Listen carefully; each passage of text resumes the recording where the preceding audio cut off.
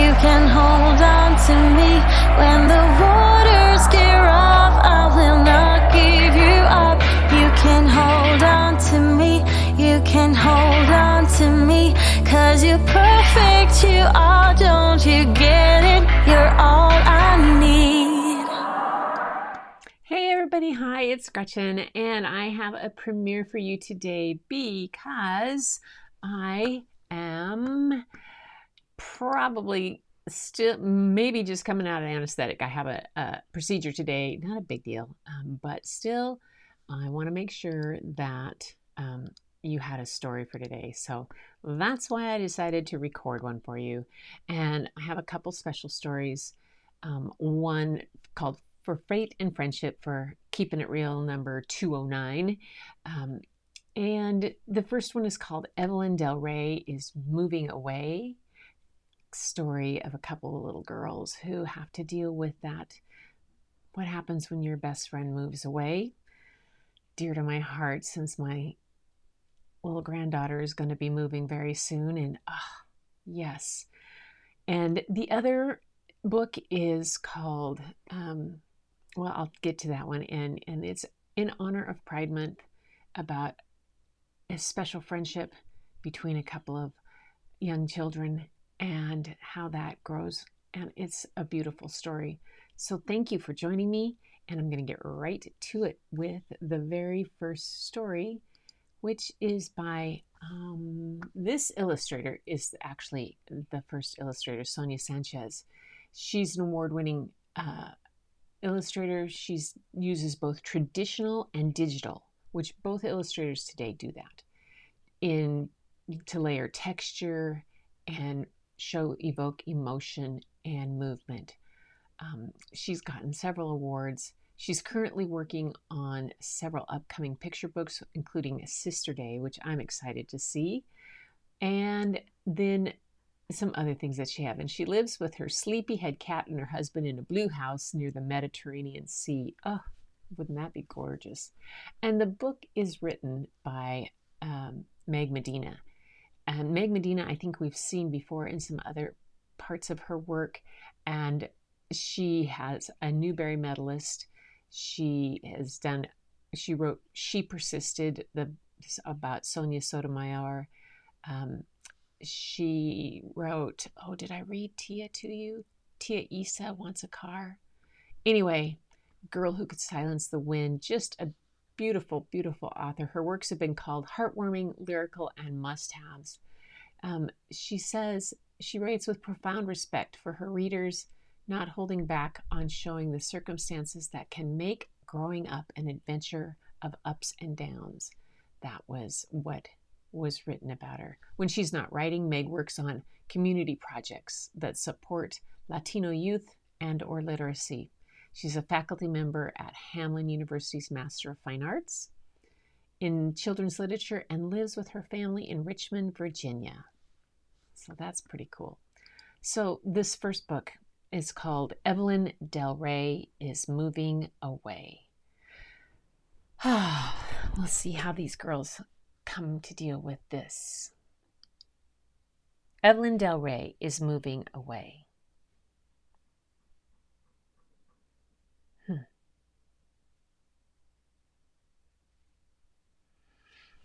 Evelyn Del Rey is my mejor amiga, my numero uno best friend. Come play, Daniela, she says, just like she always does. Just like today is any other day. So I bundle up and cross the street. A big truck with its mouth wide open is parked at the curb, ready to gobble up Evelyn's mirror with the stickers around the edge, her easel for painting on rainy days, and the sofa that we bounce on to get to the moon. She's waiting for me inside the iron doors. Then we climb the steps 2 at a time, just like we always do. We sneak past grouchy Mr. Miller's door and wave to Mr. Sue, who's feeding pigeons from the hall window. Senora Flores gives us each a cookie and says, "It's the big day," when we walk by. Our apartments are almost twins, just like us. That's why I already knew all the good places for hide and seek and the spot behind the heater where we keep our special finds. But the walls in Evelyn's room are sunny yellow, while mine are pink like cotton candy. I live with my mammy and hamster, and she lives with her mammy and pappy and a cat. We're mostly the same, just like our apartments, but not after today. We find a still empty box near the door. In no time, I am a bus driver steering us all over the city. We play until the tables that were bus stops are gone, and the beds that were skyscrapers have vanished too. When we look around, everything has disappeared, except us. Soon the truck outside rumbles off, and there is a knock on the door. Hide, we say, giggling, just like we always do. But our mothers see us before we can slip away. Time to go, Mommy says. Evelyn and I hold hands in that wide, empty space. We lean back and start to spin in circles faster and faster until everything is a blur around us. Our fingers slip, but we don't let go until we wobble to the floor. We can talk every day after school, I tell her, though the world is still whirling. And you can visit me in the summer, she says, and spend the night. But I know that tomorrow everything will be different. Evelyn will be in a new home that doesn't match mine. Before we leave, I spot something in the corner left behind in the dust. It's the last of Evelyn's sparkly stickers. We go downstairs and I press a heart on her cheek to seal our promise. Then she does mine just the same. We say patata while Mommy takes a photo. We do our secret handshake one more time. And then Evelyn hugs me hard. Evelyn Del Rey is moving away, so she won't be right here anymore. Mammy says not to be sad, that we will both make new friends.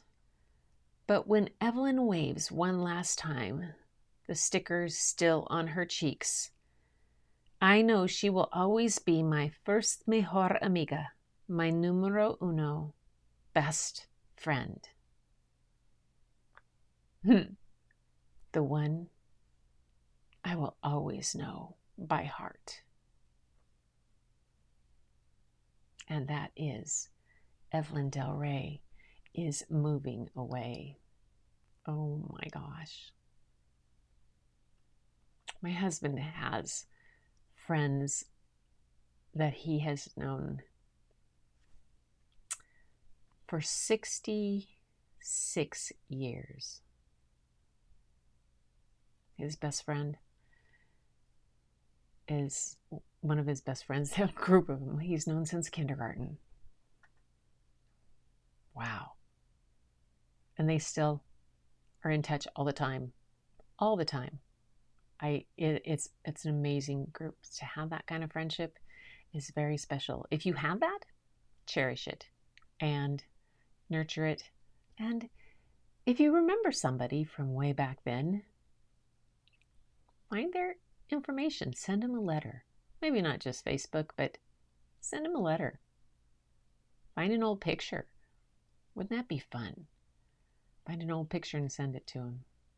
Anyway, the next book I have for you is by Vincent Kirsch, and it's written and illustrated by Vincent Kirsch. Let me show you him. Right there he is. So this is his website. It starts out, I love, look for adventure, find a book. Oh my goodness. He's quite well known in the illustration and art world, and let's go about him here if I can show you a little bit about him. Can I get my thing to get bigger? Oh. So he's an author, illustrator, toy maker, playwright, and screenwriter living in Beverly Hills, California. In the past, he's lived in Florence, Italy, New York City, and Boston. His most recent adventure, let's see if I can, his most recent illustrations are two-dimensional adaptations of the paper box playhouse toy theaters that I've been fiddling around with for most of my life. My work is very influenced by theater, puppetry, poster art, classical painting techniques, and Hollywood films. My whimsical characters' designs and storylines range from the fantastically out of this world to inspiringly down to earth. Black and white color illustrations appeared regularly on the pages of the New York Times book review and op-ed pages, the Washington Post, the Los Angeles Times, and a wide array of magazines. Coincidentally, the illustrations on the op-ed page of the New York Times landed me a 3-year job designing and directing the windows at Bergdorf Goodman on Fifth Avenue. Wow. His work with mannequins and small window spaces led to creations of 3-dimensional characters and revived a fascination with puppetry and Victorian day toy theaters. An editor at Bloomsbury, USA, discovered one of my illustrations in the New York Times book review and thought it a perfect match for children's books. Out of all the sketches and dummy books that I showed her, she noticed a teeny tiny doodle of 2 girls, one neat as a pin and the other clown-like. Those 2 girls became Natalie and Naughty Knops, who live on top of the greatest department store in the world, which became my very first book. And with that book, I landed the very happy land of creating and illustrating picture books, chapter books, and middle grade fiction, and have lived happily ever after. How cool is that? He has quite the list of books here, and more to come, exhibitions all over the place. It's really exciting to see the work that he's done in the different fields. And the book that I'm going to read, let me get it up here. Just a sec. The book I'm reading for this is called From Archie to Zach. And it is a beautiful book. And I'm going to let it speak for itself. From Archie to Zach. Let's see if that's the print cover. There it is. By Vincent X. Kirsch.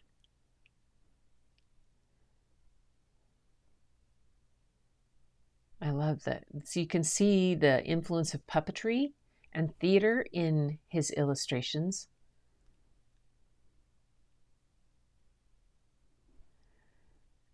Archie loves Zach. Zach loves Archie. Everyone said it was so. Archie couldn't say it. Zach couldn't say it. But they wanted to. At last, Archie wrote to Zach. From A to Z, it's true, I love you. Archie read his note again and again. It made him happy. He didn't give it to Zach. Something's missing. He hid the note. Archie started over. From A to Z, it's true, I love you very much. Archie read his note again and again. It made him happy. He didn't give it to Zach. Something's still missing. He hid the second note. Archie wrote another. From A to Z, it's perfectly true, I love you very much. Archie read this note again and again. It made him very happy. It was exactly what he wanted to say. He almost gave it to Zach, but hid it instead. Zuela found the third note. This is Archie's writing. Zinnia found the second note. This is Archie's on paper. Zelda found the first note. Ah, this is Archie's fountain pen ink. Archie finally made up his mind to give his note to Zach. He looked for his last note. It wasn't there. He looked for his second note. Ah, it wasn't there either. Even the first note wasn't where he'd hid it. Zelda, Zinnia, and Zuela knew who the notes were for.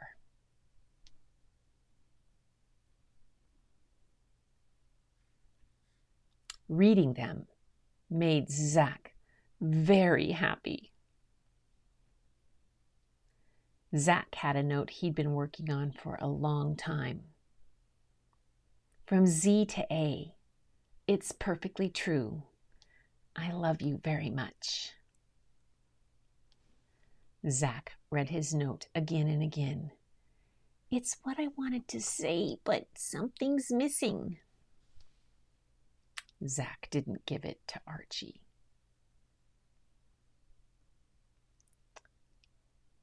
Zach loves Archie. Archie loves Zach. Everyone knew it was so.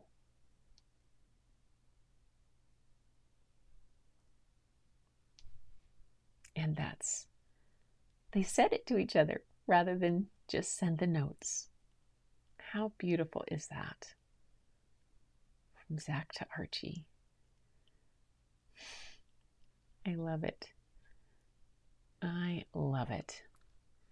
Such a beautiful book of fate and friendship and just relationships. How cool is that? That they love it like that.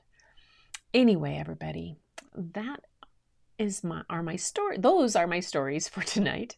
I will be back again tomorrow with a live, but tonight, like some of you told me to do, was to take it easy. And I just realized, the timing was going to be wackadoo.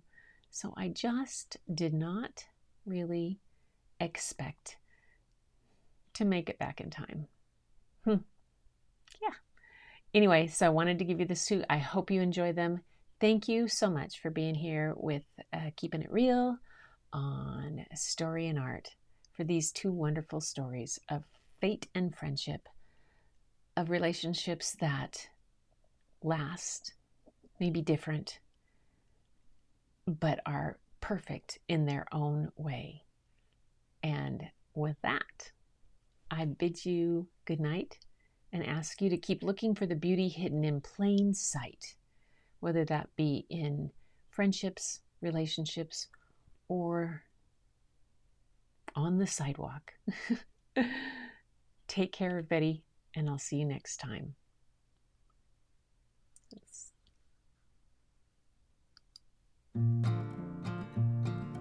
All we need is a place to be and a few good friends for some company. If you'd like to stay, you don't have to leave. We'll leave the lights on and the door unlocked. If you drop on by, you don't have to knock. We're happy to share whatever we've got.